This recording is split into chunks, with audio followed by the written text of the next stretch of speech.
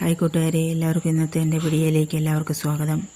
ഇന്ന് നമ്മളൊരു ചെറിയ താറാവ് കറി ഉണ്ടാക്കുന്നതിൻ്റെ ഒരു വീഡിയോയാണ്. അതിനായിട്ട് ആദ്യം നമ്മൾ സാധാരണ കടുക് പൊട്ടിച്ച് സവോള, ഇഞ്ചി, വെളുത്തുള്ളി എല്ലാം ഇട്ട് നന്നായിട്ട് വഴറ്റുക. ശേഷം അതിലേക്ക് മല്ലിപ്പൊടി, കുരുമുളക് പൊടി, ഇതിൻ്റെ അകത്ത് കുരുമുളക് പൊടിയാണ് ഇടുന്നത് കേട്ടോ.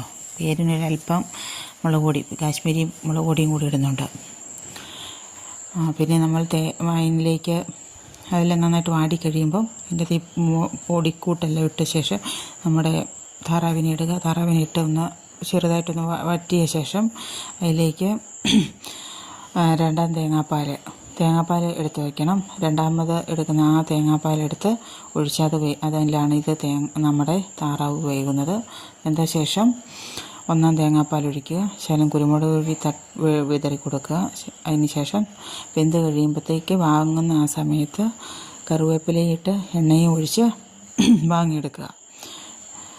എൻ്റെ ഈ ചെറിയ വീഡിയോ നിങ്ങൾക്ക് ഇഷ്ടമായാൽ ലൈക്ക് ചെയ്യുക, സപ്പോർട്ട് ചെയ്യുക, സബ്സ്ക്രൈബ് ചെയ്യുക. പുതിയ വീഡിയോയുമായിട്ട് വരുന്നത് വരെ താങ്ക് യു.